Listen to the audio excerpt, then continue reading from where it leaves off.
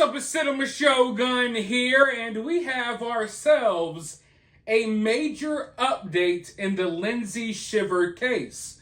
For those of you all who don't know by now, Lindsay Shiver tried to have her husband killed.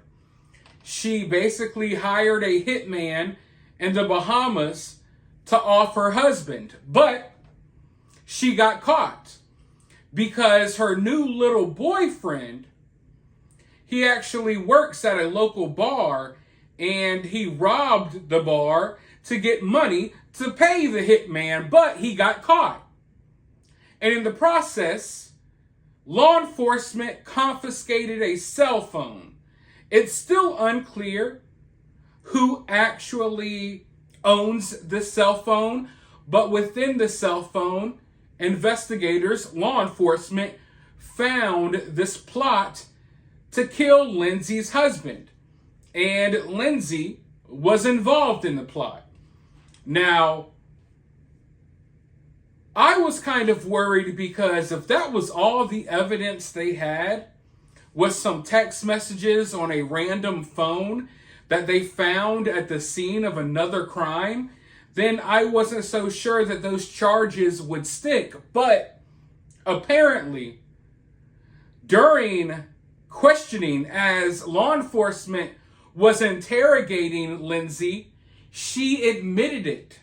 She admitted that she sent the text messages.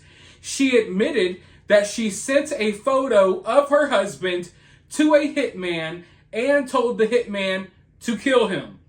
So, we don't even have to worry about investigators finding more evidence.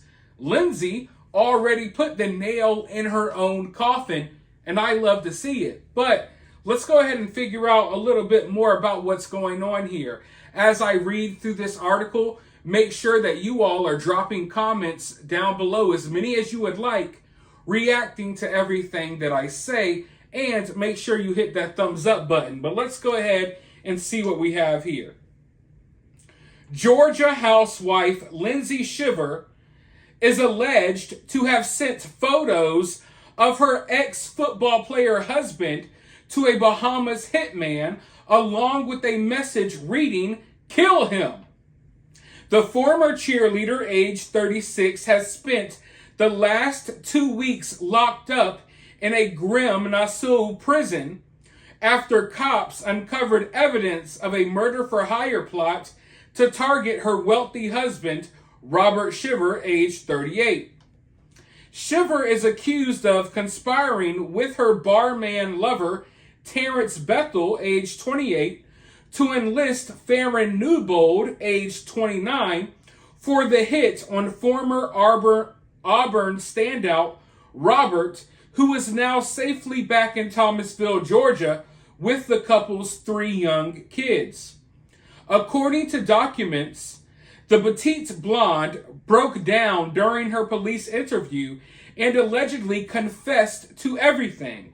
She confessed to sending photos and messages to Newbold, instructing him to murder her husband of 13 years. Her Nassau-based attorney, Ian Cargill, has not responded to multiple requests for a comment.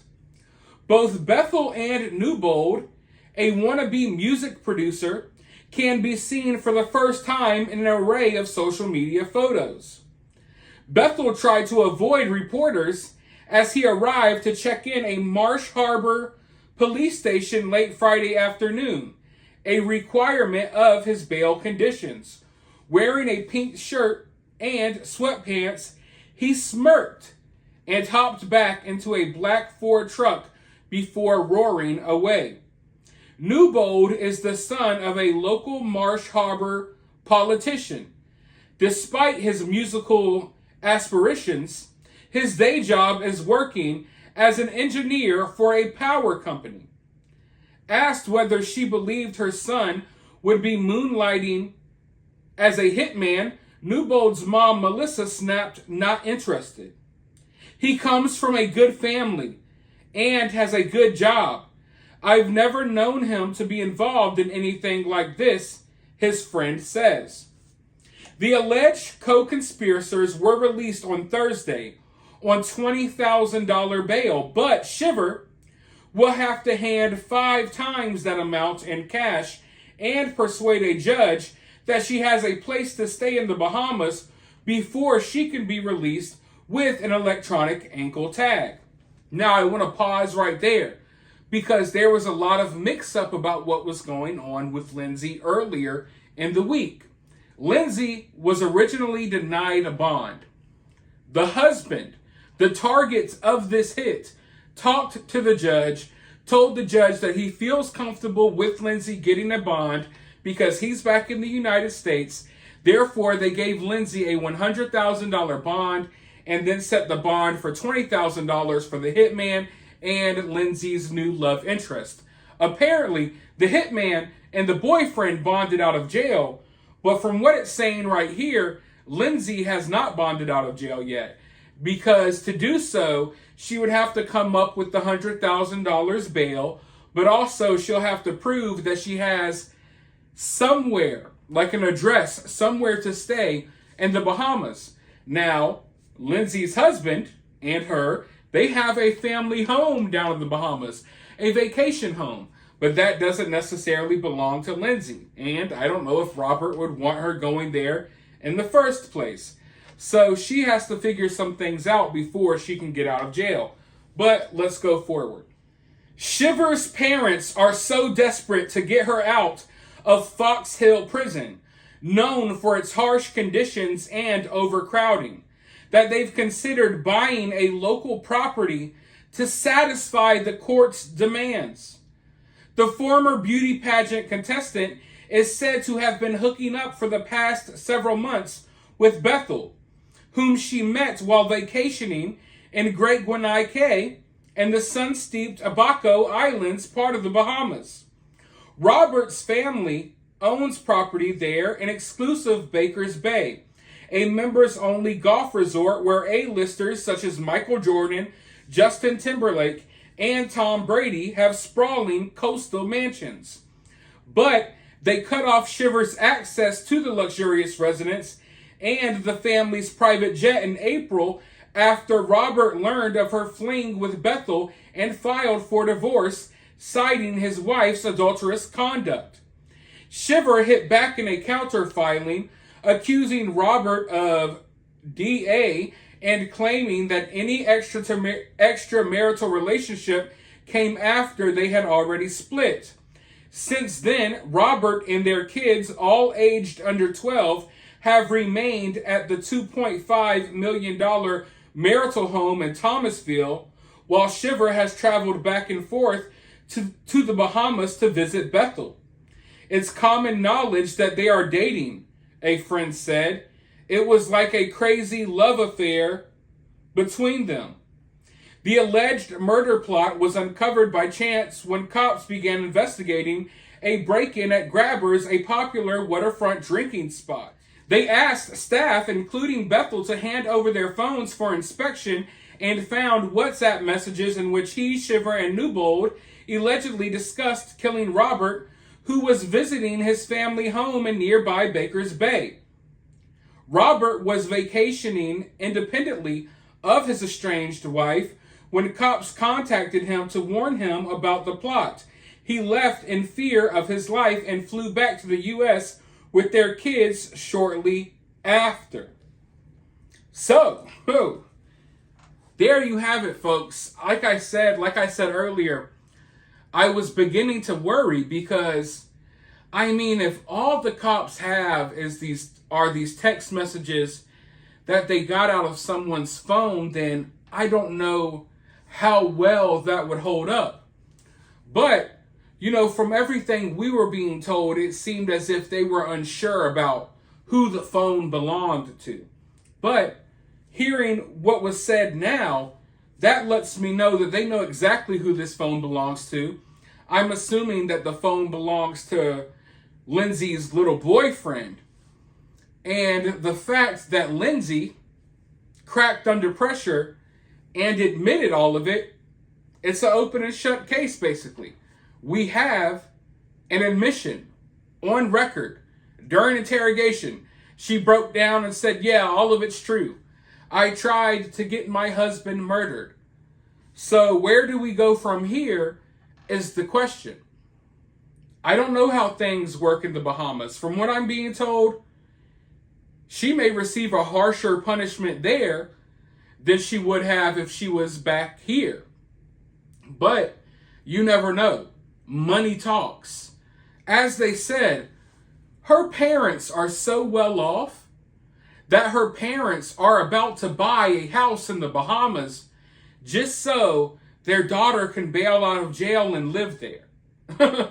That's the type of money they're working with, folks, okay? So when you have that much money involved in a situation like this one, charges can disappear really quickly. But this is a unique case because Robert and his side of the family, they got money too. So we're going to see. I mean, basically it's going to be the battle of who has the most money. Does Robert have enough money to keep this thing going? Or does Lindsay's family have enough money to make all of this disappear? You know, I hate that things are that way, but that's just the reality of life. And I understand that when you go to most true crime channels, they won't talk about stuff like this. They'll talk about, oh, well, this is the type of charges she will face. And I think all of that stuff is constructive as well, but let's be real. When you're at a place like the Bahamas and you're dealing with a family that literally has enough money to just, oh, let's just buy a house in the Bahamas real quick so we can bond our daughter out of jail. When you're dealing with people with this much money, you never know what may happen, okay? We see charges disappear all the time. You know, apparently, I'm not even going to get into it. I'm not even going to get into the Epstein stuff. But yeah, you know, if you got money, you can make things disappear. I'm not saying that that is what's going to happen here. I hope it doesn't. And I think the more that this case gets out there and the more eyes that come on this case, the less likely that that will happen. But I think it's still a major possibility here. But for now, we're just going to have to wait and see how things play out. I'm glad we got another piece to the puzzle here.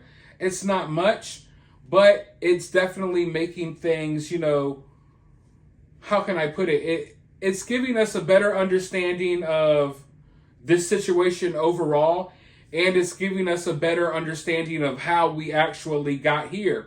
Because the details about how we actually got to this point have been kind of cloudy. You know what I mean? And even the details that we're still getting are kind of cloudy.